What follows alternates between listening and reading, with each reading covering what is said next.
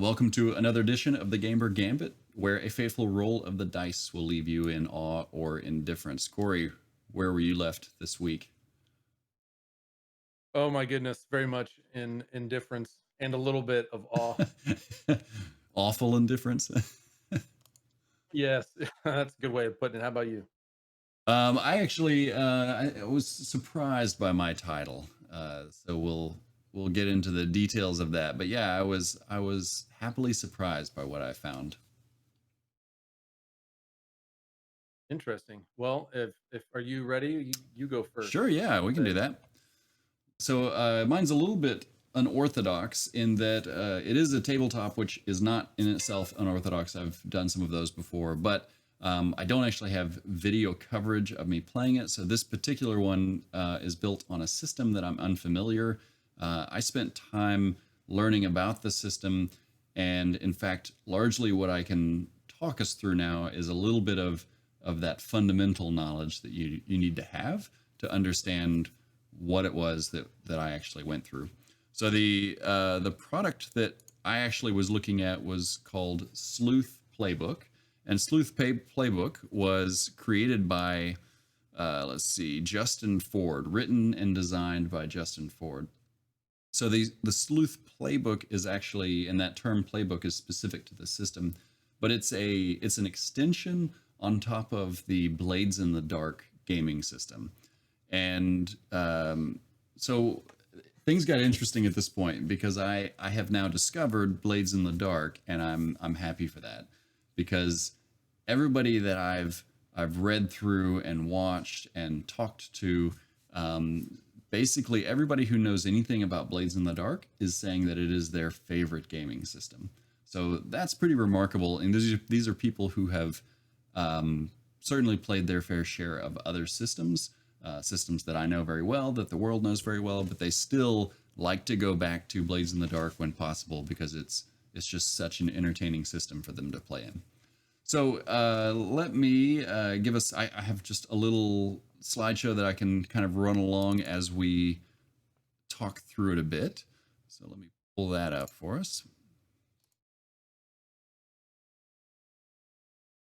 So do you get the feeling like where have I been this whole time? If all these folks that you respect and know have are just like this is the favorite thing. It's like how do I not know this yet? How That do I not know is, of this? well, so to some degree, yeah. To some degree, I'm like, wait, how did I miss this? And it was something that was popularized on Kickstarter, so it was one of those items that came and got a lot of interest and hit in Kickstarter and generated a lot of buzz that way. Missed all of that. That said, there are hundreds, if not thousands, probably easily thousands of different systems out there. And I generally stick to pretty narrow lanes. And the reason I do that is because learning all these different systems takes an inordinate amount of time. And I've found that I can't divide myself that much. And so I have to be very picky about which systems I want to learn. That said, also very picky about which systems you want to invest in. You know, there's the time aspect, but there's the raw financial investment in these systems as well. So you're ultimately putting something in the materials to play them. And all of these are going to be, all the systems that you find, tabletop role playing games, are going to be such that at their core, they are paper and pencil. So materials wise, they're very simple. You don't need a lot. But everything that's available for purchase thereafter becomes a convenience, a massive time saver. And if you are running the games, then oftentimes you need those conveniences because there's a lot of time that can go into development of a campaign or even a scenario.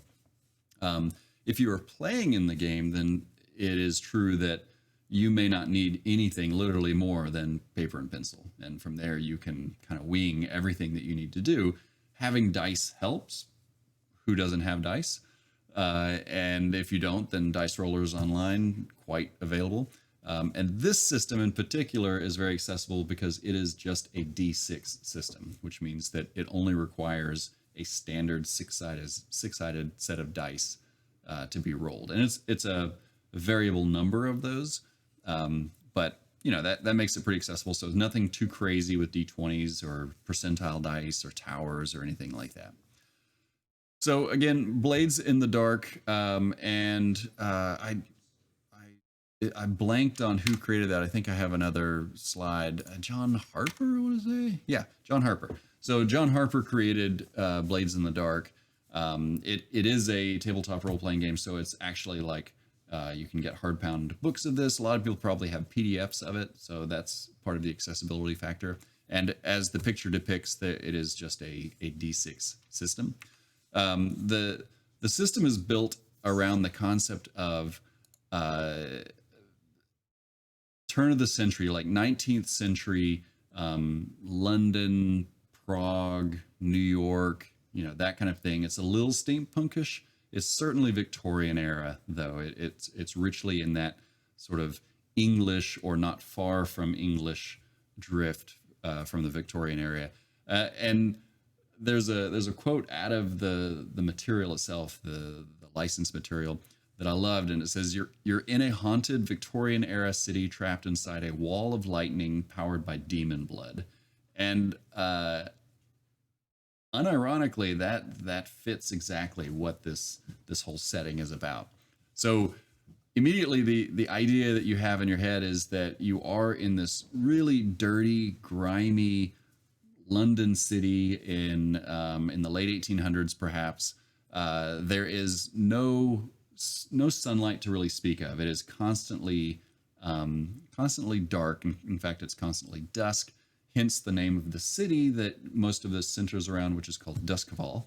And the history of that is that there was a sun, and the sun broke into shards, and at this point those shards are the only things that light the night sky. So they are a bit brighter than stars, a bit larger than stars, but that's the best you get. So at sunrise you get these fragments of the sun that rise up over the horizon, light the city a bit, but not a lot. It's mostly dreary and cloudy, so kind of in the picture here that you see.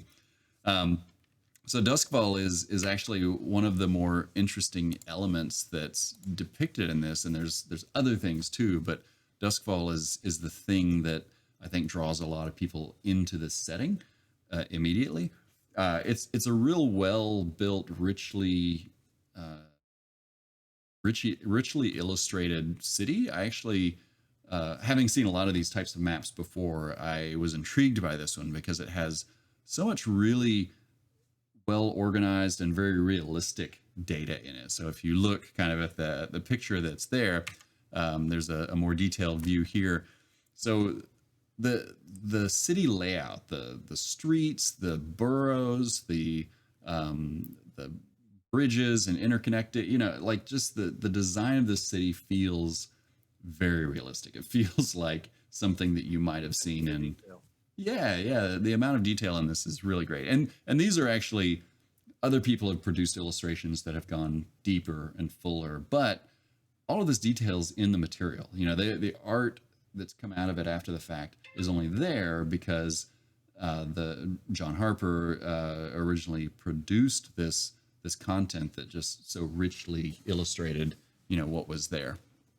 So I even if you didn't want to play the system, play the setting, like you could reuse the city as just a modern or just even a large fantasy city because it's got so much great detail in it. It's really nice. So there is Duskfall, which we see here.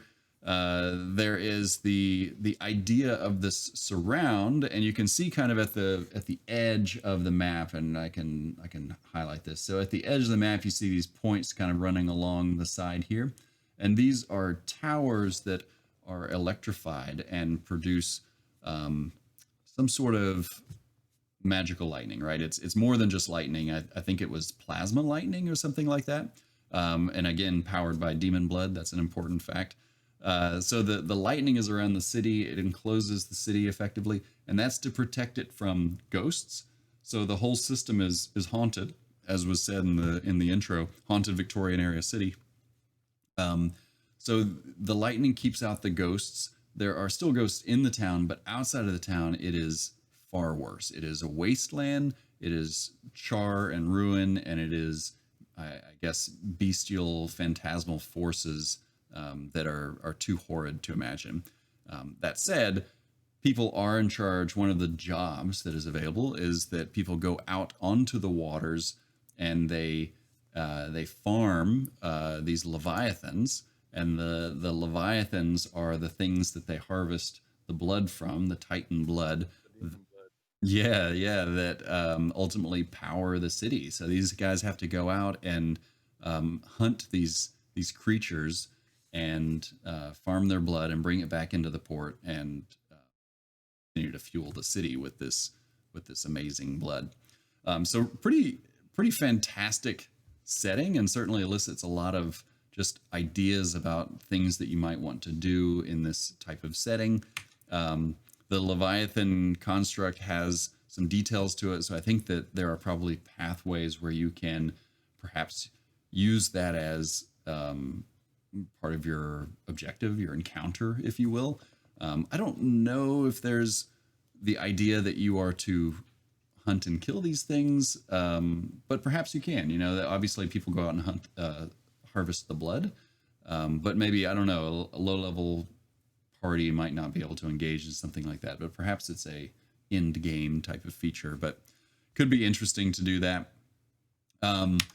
So that's kind of the idea of the setting, and you know, these pictures I think just clearly depicted what in my mind I thought of as what this grimy city would be. So then you go a little further, and you've got, as I said, the ghosts before, but you've also got the blue coats, which are effectively the police, and they are not to be trifled with, as I understand it. They're a pretty tough group. So they are the Watch, and there are a number of fictional narratives that have been written based just on them. And being that it is a city of grime, it's more than that. It's an undercurrent of criminal behavior. I mean, the whole setting is designed around this criminal idea. So everything that's going on is probably criminal, and it's generally a very dark setting in that. So they play a big role, and then the ghosts play a big role, and in fact, death is rather serious, but not necessarily the end. So when you die, and you just die, you may not be familiar with some other systems, but like in Dungeons and Dragons 5e, you oftentimes fall unconscious. You have chances to save against death, and death is generally not permanent. There's resurrection type spells that can be cast to bring you back. You've certainly seen this in some of the games out there. In this setting, though, in Blades in the Dark, you die and you're dead. That's it.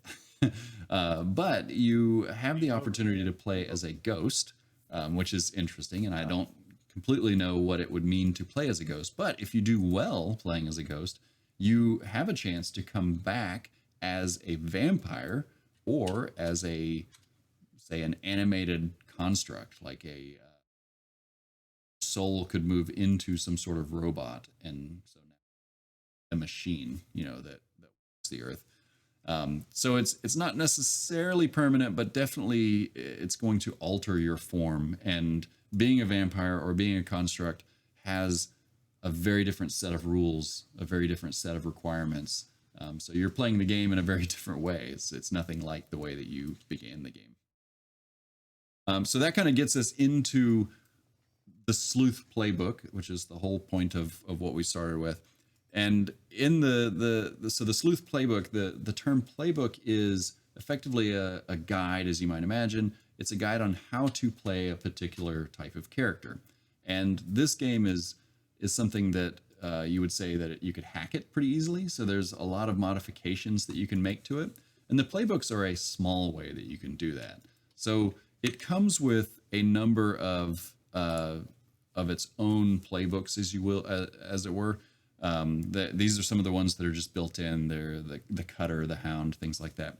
And so I wrote down some corollaries just so that it would make a little bit more sense. But the Cutters are basically your fighter class. Your Hounds are your Rangers. Your Leeches are kind of like your Alchemist or your Tinkerer. And there's not a Leech on here, but that's another one I wrote down. The Lurks, which is on here, is the Rogue. And then the Slide, this would be more like a diplomatic rogue. And then the Whisperer would be kind of like a wizard, a sorcerer, a wizard, something like that. Maybe even a necromancer.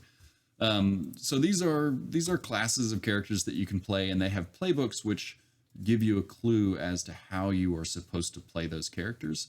And this game is also different because it is a multi-person narrative. So the idea is that you do have a game master, a GM, but the players play a very important role in the game. In fact, their core responsibility is obviously to seek out interesting opportunities for crime in this haunted city, but it's also to make this story their own, to fill in the gaps for the GM and to help design what these encounters look like for them.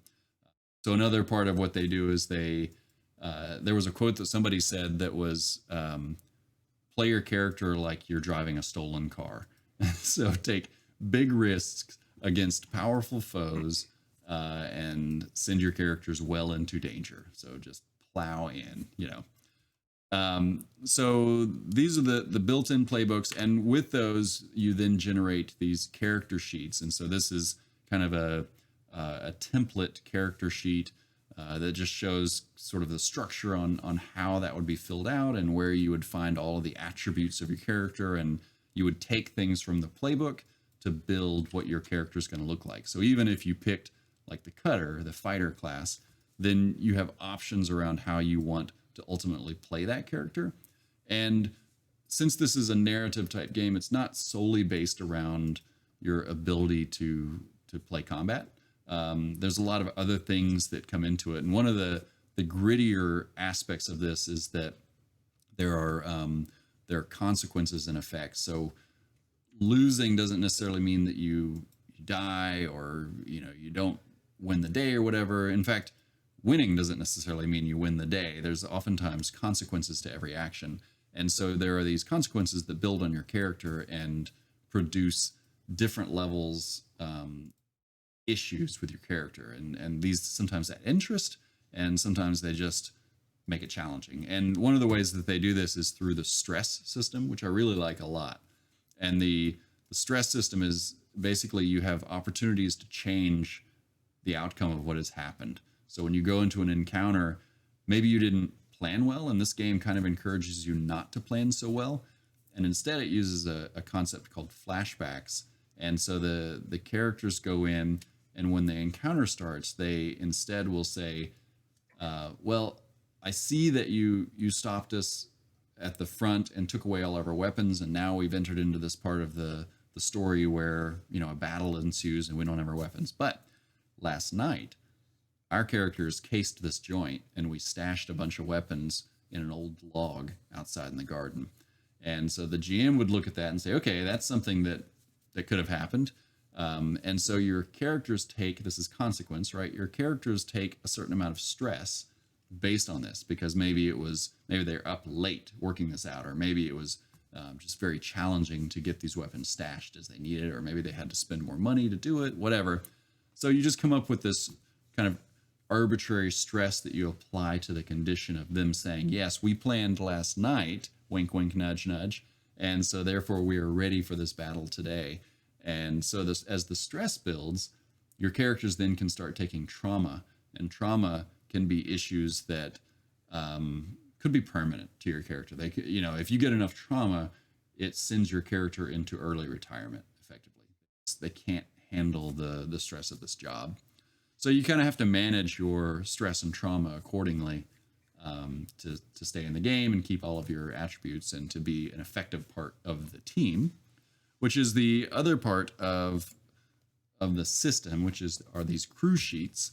And so you might pick a crew of like the assassins. And so the assassins are, I like to think of them almost as if it were a 4-player game, as a 5th player at the table, but I don't know that it's completely like that.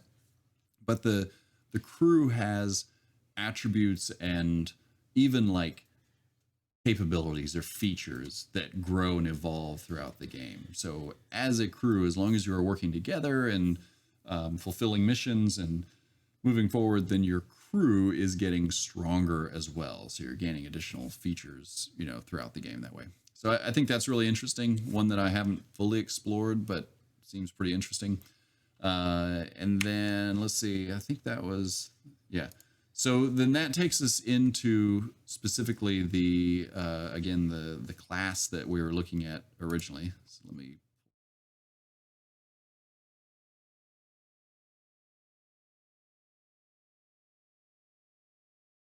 And I won't give away too much of this because I would want people to go and contribute to the author and do what they need to do to look at this. But effectively, what you get is a PDF that covers your playbook, the ideas of how you should play this character as a sleuth, and so that the notion is that your abilities are centered more around your ability to look at the underpinnings of what's happening in a scenario, to intuit, if you will,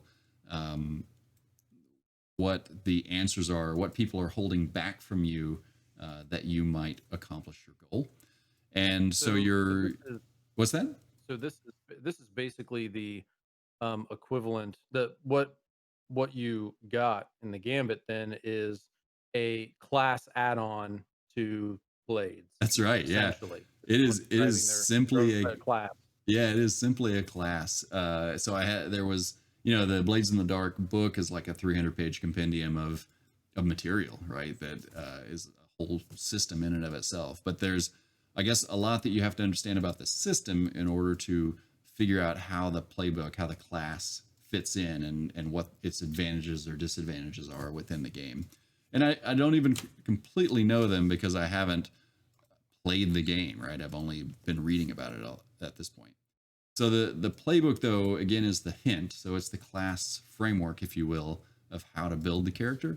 But ultimately, you produce a character sheet, not unlike the ones that you saw in the example, where you take those attributes and bring them into the way that you're going to structure your character. So I have here my guy Holtz Savoy, alias 12s, and I figured he's called 12s because maybe one too many. What's that? Never mind. I was gonna say dual 6-shooters, but okay. Well, he does have a trusty gun, so it could have been that. But what I was thinking is that, and this fits into his vice. What I was thinking is that more than once he's rolled 2 6s, and so in most games out there, especially gambling, 2 6s, 2 of anything is oftentimes good, but 2 6s is pretty nice. So he gets called 12s because he does have this vice where he likes to gamble a bit. And as a vice, you name the purveyor of his vice. And so I've named this person Grist, which is somebody out of the book. So I assume that comes into the story at some point, that maybe Grist is offering some deals or encouraging you to come and take part in something going on, which distracts you from the game, distracts you from the objective in the game, as it were. And then, so there's a little explanation around his look, and there's some heritage, like where are you from? And I had built it such that this character was from Duskfall, although they could have been from other places, and that they worked in an area that was kind of rife with gangs, lots of different gangs. So it was very, I think, urban and central to Duskfall. And so his background is that he was a bookie for some of these gangs that were out there, hence his gambling vice that he got into. So that's kind of the role play aspects of the character. And then drawing from the playbook, you have these number of different special abilities that you can use. And I really liked the idea. You pick one, and I think you can build on and add others over time as you effectively level up. But I really like the idea of this ghost sense ability. And the ghost sense ability said that during a flashback, not only could you effectively know and impart what you did last night, but you actually have like this, and prescience is up there too, but this is specifically ghost sense. You actually have this prescience where you can see or influence the flashback of another player, of someone that you didn't directly witness or don't directly know. So it's like this, through the paranormal, through these ghosts that are around, perhaps you're getting whispers from them from the other side, indicating what someone else had done to prepare for this particular event or encounter. So it gives you a kind of an edge on your ability to produce better flashbacks. So I thought that was pretty cool and interesting. Yeah, yeah, and it definitely lends to the role play aspect of it. And then it definitely does. You've got these points that you assign to your what do they call them? Actions. So you have up to 12 actions, and you can apply up to 2 points to any given action, but you only have 4 points beyond what the playbook gives you initially to distribute. And the general idea seems to be that you want, a lot of times this is not in the case, and you've probably seen this in other RPG type video games. Oftentimes you want to min max that character, right? You want to, my character is a fighter, so I want to give him all of the points in strength because I know that's what I'm going to be using all the time. In this one, yeah, you don't stack fighter's intelligence, right? That's your dump stat, right? in this one, you don't really have dump stats, and in fact, the encouragement is that you need to be more diversified. So the more that you can diversify, the better you have the chance to resist or recover. So somebody could say, oh, you know, as you go to hop over the fence, this person gets a shot off on you and shoots you in the back. And that's going to give you 2 points of harm, right? It's going to be pretty massive because they're just going to get a nice, effectively critical shot on you. And you could say, no, I'm going to resist that. And so then you look down that first row of your actions, and I'll move my mouse, but this first row right here lists your actions. And so the more of these that you have, this total number of the first row becomes the number that you can use in your resistance attempt. And the idea is that you're using all of your body of knowledge, the breadth of your body of knowledge, to help you get out of a problem, to solve a problem, you know. And you can explain that however you like, but ultimately it's a number which counters another number, right? So if I'm rolling a 6 to hurt you, and you're taking 5 off the top of that right away because that's your number, then obviously the chance of that number hurting you is really low. 1d6 would never do it, right? It would, because the best they'd ever get is 1 on you, which would never. So it helps to diversify, which I think is really interesting. And I like the idea that the explanation, rather, that being a more diverse, rounded person, you are better able to deal with the challenges of this hostile environment around you in unconventional ways. You know what's going to hit you, so you need a lot of different types of knowledge to get you through the problem. Just being a great fighter is not going to do it. They also point out that despite how you build your character, every character is a great fighter. So the idea is that, you know, maybe you don't want to pick a wizard because you don't want to be squishy and you want to be able to fight things. Well, they say, well, no. Your character's a great fighter, right? You guys are anti-heroes. You're tough, you're thugs, whatever. But you have sort of this specialty or this inclination to go this other way, you know, whether it be the sleuth or whether it be cutter or the lurk or whatever. You have kind of this natural inclination, but you're good at all that basic stuff. So we just kind of wash that. So that is in effect a rundown. Now my perspective on this, the class itself, right? The sleuth class itself, from what I gather, I feel like the sleuth is a natural fit to Blades in the Dark. Like, so much so that it's a little interesting that it wasn't already in there as one of those base classes. And perhaps one could argue that some of those others might be, well, I don't know. I don't feel like any of the other ones really fit into that investigator type role, the intuit, you know, the monk, if you've ever watched that show. And so here's what happened. Yeah. So I feel like this is a really good class or a really good playbook for this particular system. And I feel like it lends itself really well to the settings role play. So it feels like something that you could work into very easily. So ultimately, for what it is, right? I've spoken mostly about the system, the setting, you know, all of those pieces. But for what it is on top of that, I think it's excellent. I think it's well built. It follows the the format or the template of all the other ones that I looked at. It was kind of interesting because I had to differentiate the playbooks from the actual character sheets themselves. And when I read about character generation, it would refer to things that you need to do. And when I looked at the playbook, it wasn't there. And so I was confused for a little while, but figuring out the rules, figuring out the base system, helped me understand exactly how that relationship works. So for lack of having a true measurement system for this type of thing, it's not quite instructional because it's just sort of a bolt-on. But for lack of having that, I feel like this is a 5-star item. Like I feel like everything's there. It's like literally I can't think of anything else that I would want added to this. At first I was going to say that I would have liked to have had an example character sheet and an example and have a blank character sheet that I could work off of in this playbook. But I looked at the other playbooks and none of them have that, even the official ones. The character sheets are separate. The template is separate. So it's all out there and laid out for you.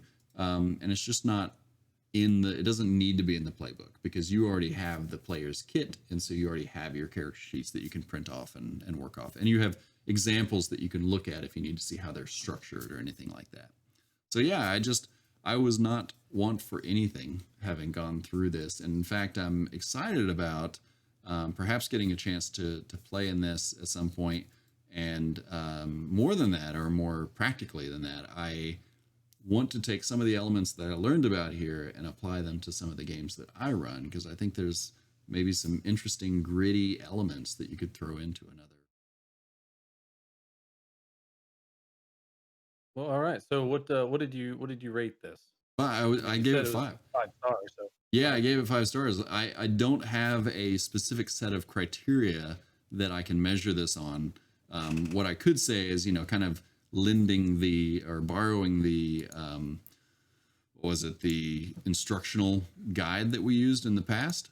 Borrowing some of that, I could probably tell you like the writing is simple enough, but it's well written. Like it's not confusing or poor use of grammar or speech, anything like that. So it's good writing. It's engaging material because as you read it, and the setting, you're thinking about how can I use this character? What does my character look like? What do they sound like? What do they do? What are their idiosyncrasies? Coming up with a vice was kind of fun. Like, what is this guy's problem and how's that going to wreck him through the game? The organization of it is right on because, as I said, it follows all of the examples that I saw to a T, like right down to just visual formatting. The art that you see right here on the front, they all look like this. They're all this black and white noir kind of look, deep shadows.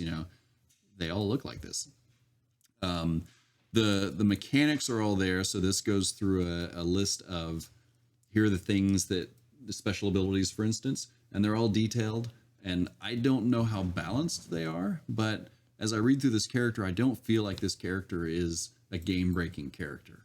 So, right. And in fact, I would wager to say that he's probably kind of a weaker character. Like there's a lot of things that he can't do. And I think that's really where your crew comes in. So part of building a game for the players is that they need to come up with what their crew needs. So you all sit around and say, well, I'm interested in playing the sleuth. And they go, okay, well, that's going to be awesome, but we need to fill in the gaps for the things that we're missing for this crew to be whole. So you really have to build your crew strategically, using the characters that people want to play. And of course you could do it wrong. There's nothing wrong with that. Add some challenge to it. And then the last, and this is all instructional, right? If I'm just using that same kind of mechanism, the last one is the quality or the empowerment of the instruction.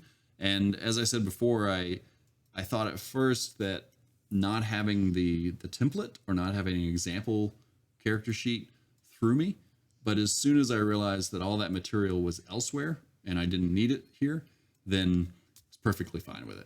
Something made sense. Yeah, everything I could look at this and feed it into the character sheet directly. And so again, I wasn't one. All right. So that was the surprising outlook on this. Oh, and one other thing I'll say is that while this game seems really awesome, and everybody who plays it loves the system, it would not be for everyone. Certainly, if you're not into role playing games, then you're out. You know, I get that. But more so, I think it requires a little bit more of a mature party.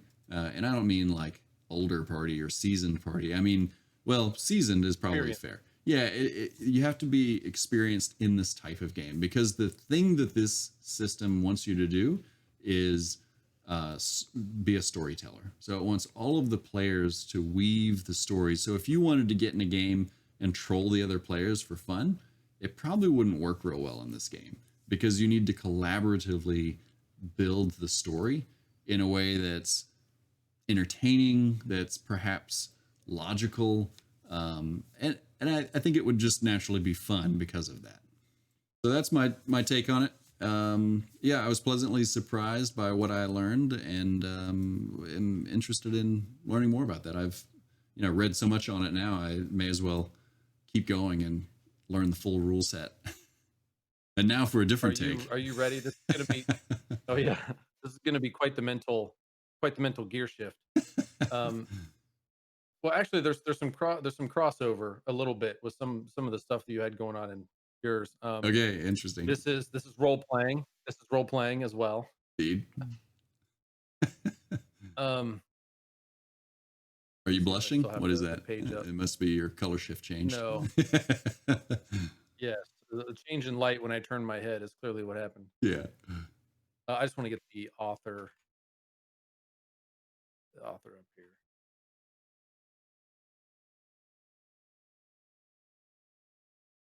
Okay, so my title is Seduce Me, the Naturally. Autumn. Is that how you pronounce that?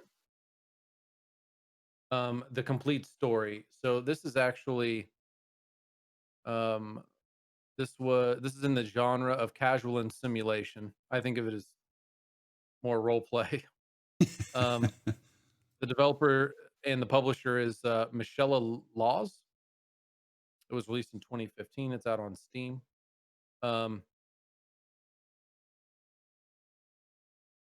and it's marked as free. But I think the it's like a trilogy. I think is this full one. It's the Okay. full one of all trilogies. Maybe the one on Steam is it doesn't include all three. So anyway, here we go. So kind of play this and just kind of talk through it a little bit while it's playing. Um,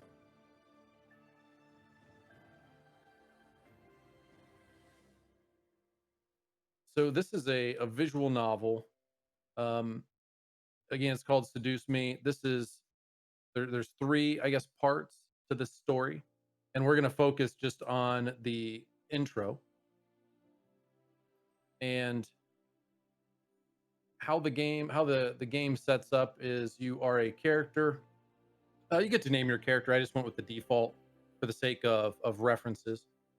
It gives you this opening to say, "Hey, let you know this is game is made for PG-16 audiences." I've never There's some heard that mature themes before. in here. Yeah. So those who might be under that might be watching this. It's okay. Any of those things are and should be cut from this edit, so nothing to worry about. So you start kind of. So it's a rainy, sunny day, or excuse me, it's a dark, rainy day. You're sitting there. You seem to be this kind of more quiet, yet your inner monologue is confused in kind of who you are. And I think they open that up so that you can kind of take hold of that and mold that to, in the beginning, to how you want the character to kind of move into the second part of the story. So the character's name that defaults is Mika, and you have these two friends.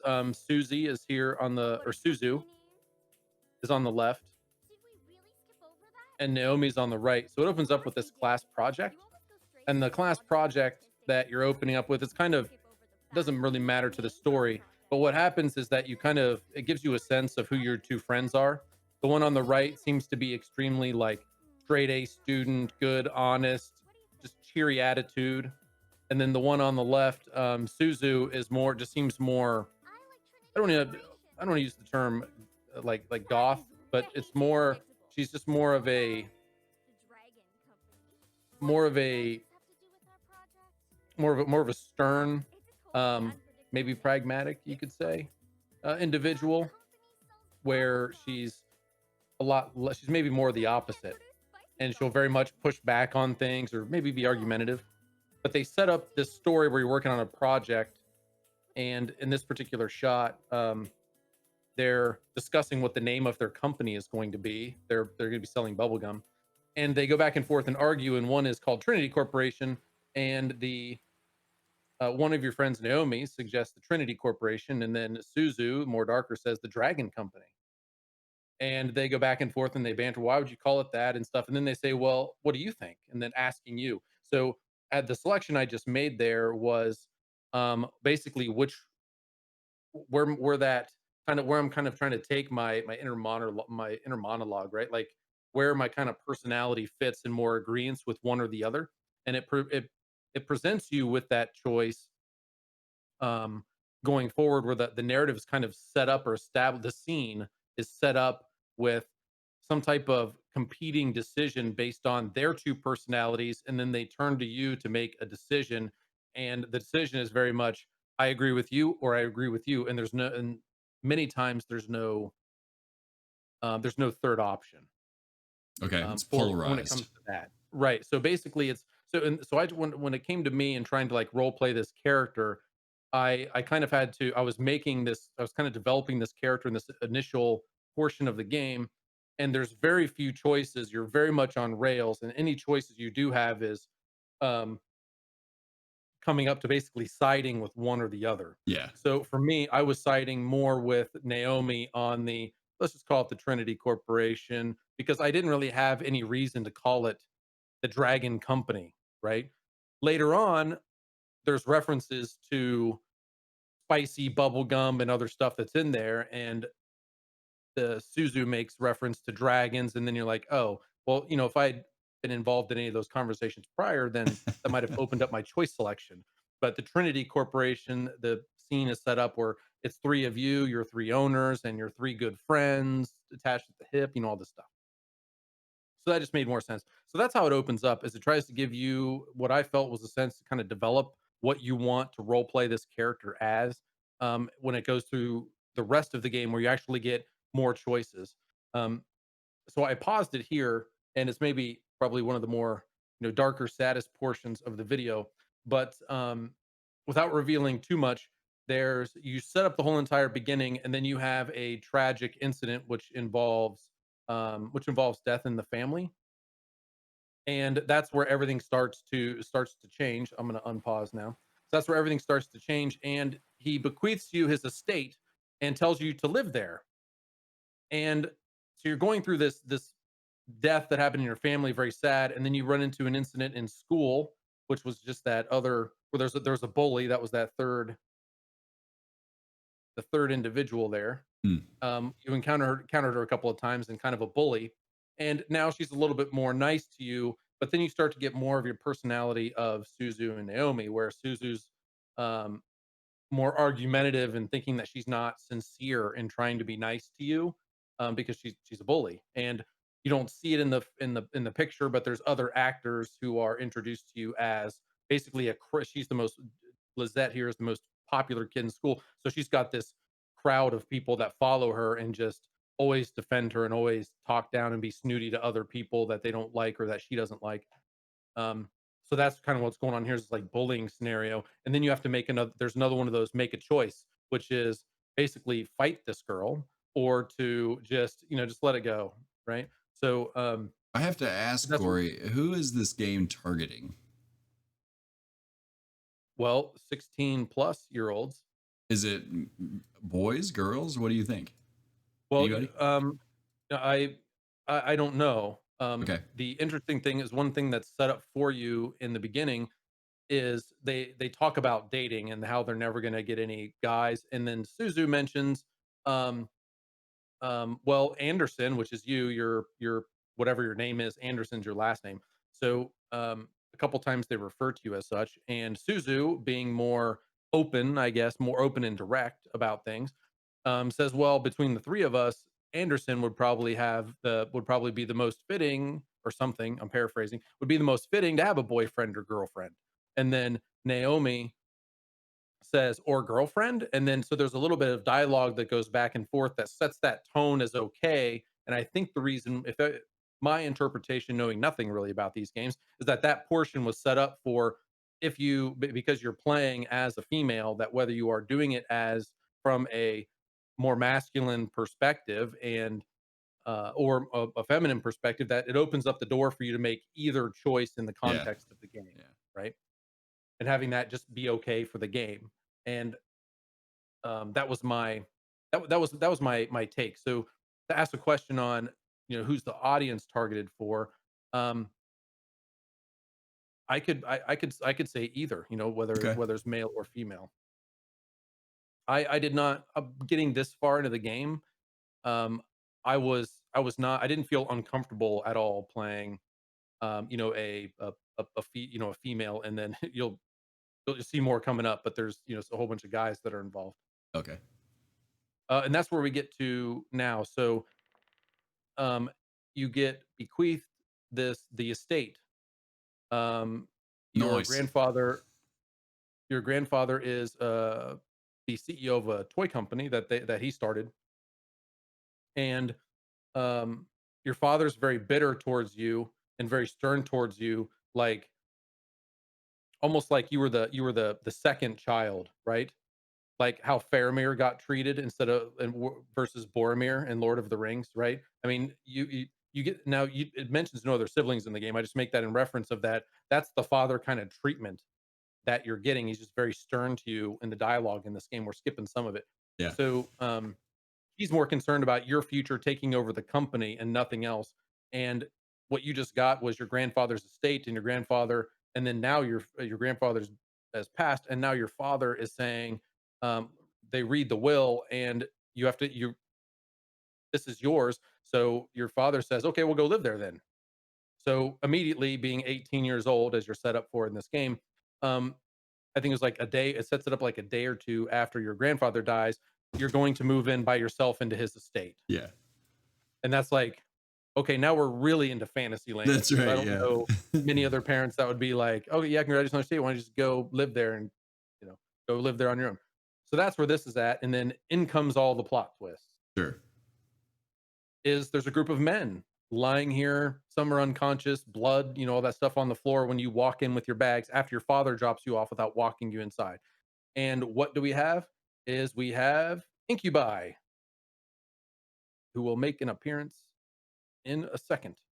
So you're sitting here talking, hey, like, what's going on? Why am I here? And then all of a sudden, the incubi show up one at a time, and one of them forcibly kisses you and uses his powers on you. And then the second one you challenge.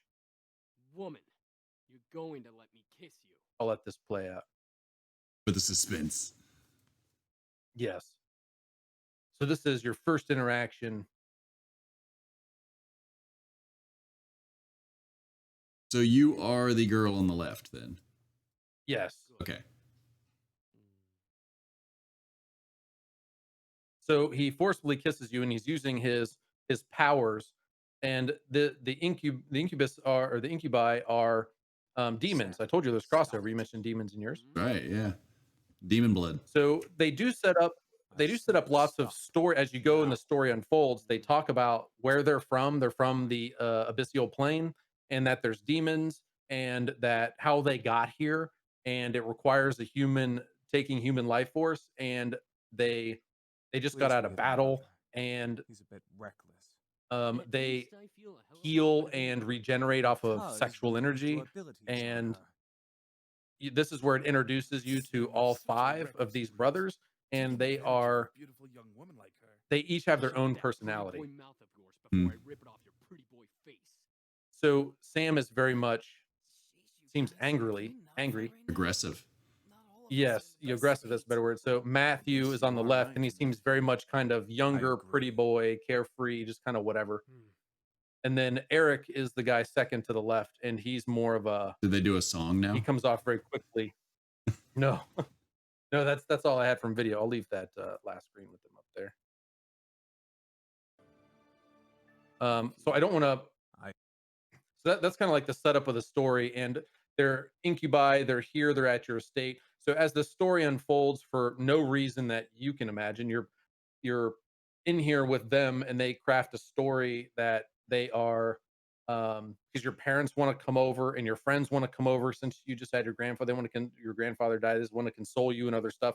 So now you have to have an excuse on why there's five strange men living in the house that was just bequeathed to you that you moved into. Yeah. So they craft a story that they are your servants, left as part of that they were your grandfather's servants left as part of your estate. So now the story's Works. like That checks really out. getting out there. Yeah. Um, yes. And then from there, I did go. I played through the rest of this game has purportedly 22 variant endings based on your choices. I got all the way through one of the endings, and in there they described a lot of detail of. I mentioned there's demons involved. They're in the abyssal plane. I had an encounter or found out who their aggressors were, which was a um, somebody from a creature from hell, and they mention hell is ran hell is ran by Satan, and they talk about some of these themes. Um, he was I don't know if they call him directly um, a devil from hell or a spawn, something like that. And so you meet him, you meet his aggressors. There's some encounters, and through this, you just have choices, and lots of it are done for you. I guess there's certain situations Like you where I said, would love to rails. have. Yeah, yeah. I mean, there's only 22 endings, and I don't know if it took like 3 hours to go through one of the endings. And there was a couple of instances where I had a way out, and I opted not to take it. Um, the I don't want to spoil the story, but essentially, um, part of it part of it later, you meet someone and they say, "Well, this needs to happen, so I'm going to take all of your memories because humans can't be aware of this." That's the one safety net of humans between all of the infighting or between all the crossfighting and infighting between the demons in the abyssal plane and the spawns and devils in hell and the angels and everything and the angels in heaven. um that the reason why there's all these, and they even mention vampires, um and that there's all these rules, and one of the big rules is that no matter what goes on, humans can't know of their existence, and that's their innocence, and that's why they're a protected group. That doesn't mean that others aren't trying to use them to their advantage when it sees fit, right? But otherwise, they're ignorant to all of this that's going on. Yeah. And that was the way out. Was I was offered, hey, take, well, we can either X or I can just take your memories now. And I was just like, well, this could be the end, and I could just have this be the end. But the way that I was attempting to role play the character, I felt that where I was kind of guiding or pointing her moral compass would not have taken that out. So Mm. after I made that choice, I kind of patted myself on the back and I'm like, I didn't take the easy way out of this game. I went through and I attempted to, give it the shot. Yeah. And then so it led to some more interesting stuff You stuck to the and then I playbook, as started it were. talking. Yeah, yeah, and so it went from, and you asked, who's it for? Is that there was I was presented with a couple of scenes, and I elected to kiss Eric, because he showed me something using some of his demon powers. He basically crafted a portal in a small handheld mini portal, a looking glass, if you will, into their world, but that drained of his energy. And I was presented a choice to just leave him be or to kiss him, knowing that that sexual energy Oh would yeah. heal him. So I elected to do that, but then passion started to take that extra step, and the next option was presented to take everything a step further, and I elected to not do that. And the other option was like, just wait, or giggle, laugh, and say, wait and say, man, I'm glad that you're okay, versus the, hey, let's jump under the bed sheets kind of stuff. But it was Every interesting. time. But it was interesting that they did have some of those plot twists in there. I think I did a decent job kind of taking a character from the beginning and trying to stick with that. And with that, there was that opportunity with Eric and a couple other small flirtatious aspects with one or two of the other brothers.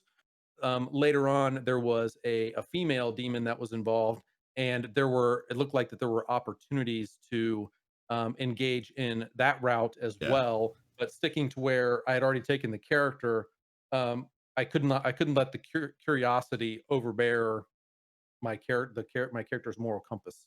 Mm. As far as just the curiosity, as far as just seeing is like, well, is this an opportunity Yeah, yeah. for It's a path I can for take. Yeah. right for that if that's what I want to engage in from a character perspective. But so I got to the end, and that was Seduce Me, the first one of the three, and I believe the second and maybe the third one in here are continuations Sure. of this story. What I don't know is that out of the 22 endings, um, and I think they ran into this same kind of paradox with um, those books. I don't know, it's like the Hardy Boys. Uh-huh. Um, Maybe it wasn't the Hardy Boys. There's various books and I think some other games. I don't know if Mass Effect, maybe. Mm. There's many games and books that have this kind of paradox where you want to make a sequel, a trilogy, you want to make a continuation, but when you're offering kind of a choose your own adventure, and it can sometimes be difficult to start the sequel Yeah.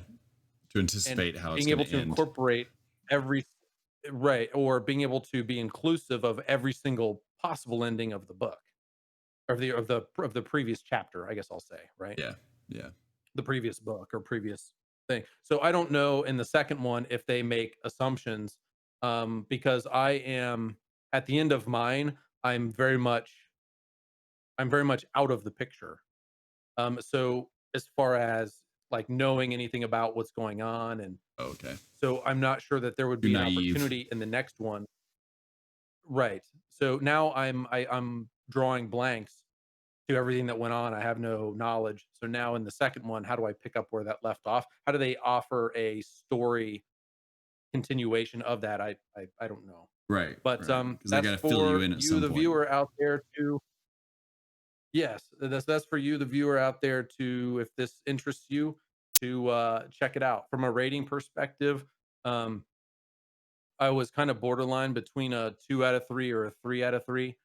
Um, because the writing aspect, um, I don't have enough experience in this to see to compare it against other things, which is where maybe I'll settle on a 2 of 3. Hmm. Um, because the aside from the typos, there were quite a few typos that were in the text, Okay. but there were many portions where I felt like, okay, a decision's coming up, and because they said something, "Oh, what would you like to do?" or how, and then it would come back to me and I'm thinking, "Oh, I get a decision." But instead, the inner monologue starts and you start, if I'm using the right term, your inner dialogue. You start talking to yourself, in your head, and like, how could I think that? Oh my goodness, why would they ask me that question when I blah blah blah? No, I better not. And then so it continues on, and then the story just actually keeps going, and I got no choice. So I was expecting to be offered a choice, Ready but for it. instead it was they offered a choice, and then I just read my own responses, Right. It and the just story answered it continued. for you. Yeah. That's Um, totally on rails. right. So it was 22 endings, and I haven't developed a game like this to know exactly how complex it gets when you start offering a choice in every single scene. Mhm. You know, um, Well, choose your own but adventures, right? You did so those as a kid. well, I heard my brother talk about them. That's how I know about the Hardy Boys and everything. So anyway, that was where the kind of the two came up, but or the 2 out of 3 came up as if I were to give it a 0 for that category. The other two categories were have it up here. There we go. Immersion and theme. So I thought that the immersion was good. They did not have. I felt myself going and going, and when it came to these decisions, I was like, "Well, I could. Do I really want? Do I just want to take my way out of this? No, that's not how I made this character." and plus there might be something here. So let's, keep going. So I was kind of enticed to continue going or explore a little bit more. I thought the immersion was pretty good. I th- I read some of the reviews, and someone said that they thought that immersion was broken because your character did not have Hmm. any audio dialogue. And maybe I would disagree with that, in that I thought that when the characters were talking, and then when I was not talking but just had text, I read aloud in my head anyway. So I thought that helped with the immersion for me, where I'm reading what my character's supposed to read. So I'm Right. kind of More audio my would have just character in a sense, confused and I'm you, right? reading that. You'd have had too many Exactly. I would noises. think, yes, that would kind of disconnect me from being that character when I hear audio kick in, and maybe they would add like a little echo to it to bring me in and say that you're thinking these things. But Right. really, if I'm trying to like read and I'm hearing this echoey character, then I know that that's not me, especially when you're trying to appeal to both to a larger audience of both, male and female or whatever. Then you don't want to cloud that by being suggestive on your voice. So I thought that actually kept immersion by You're gonna having to love make sure that Baldur's that Gate was 3 because they right now Baldur's Gate 3 doesn't have dialogue for the main character either, and it's jarring to me, but you're gonna love it. balanced. And then the other category was, I had it up. The theme. So I thought the theme was pretty good. I mean, they at first I was kind of like, okay, what am I doing? What are my motivations? Why am I talking about a school project with friends? Later on, reflecting back, I got it right. It was for me to kind of set up my character and to try to get some general ground or foundation of develop who I wanted this character to be, but also the kind of backstory a little bit before what the character's motivations are before I just got dumped into this environment with five strange men in a mansion by myself at 18, and What could go five hot wrong? men, right? Yeah, yeah. And they're incubi and have powers of seduction and force, arguably sexual assault at first meeting, right? With an unsolicited kiss.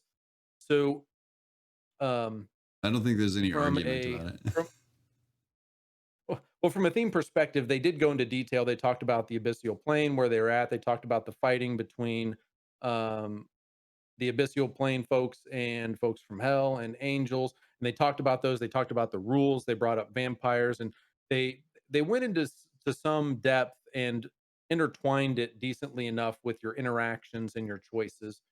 Um, so maybe that rating might change if I went through the second and the third one, which I don't plan on doing. So I'll leave them at leave that at a 2 out of 3, and give them a 1 for that category. And that was "Seduce Me" by Michelle Laws. All right. Well, very interesting. Certainly out of your normal comfort zone, but yeah, probably a lot of people have missed that title and now know something about it. I didn't really even know the category, but having heard about it, it's like, yeah, I guess I can assume. Um, yeah, I mean, the first thing that I mean, based on the title, and that there's anime, like Yeah, supposed to be like sexy anime, that sort of stuff. With the kind of art, um, I I went reminiscent of like this is gonna be reminiscent of like Leisure Suit Larry or oh yeah, something from like the 80s and 90s, which was funny. right? Um, or maybe the opposite of that, where they are and you're just like tossed into this story, Yeah, and now you have to do whatever you want to do, get to do, meet one of the whatever, however you take it to each one of these characters yeah. versus being the pursuer, I guess. But it was different than what I was expecting, going in. So Okay. worthwhile, yeah. Would I am I going to do the second or third one? Not my genre. But if you like visual novels, you probably would go through it and Steamy, enjoy it. sultry visual novels. Yeah, yeah. There's certainly a group of people that enjoy that. Well, hey, as usual, good game. Good game. Until next time.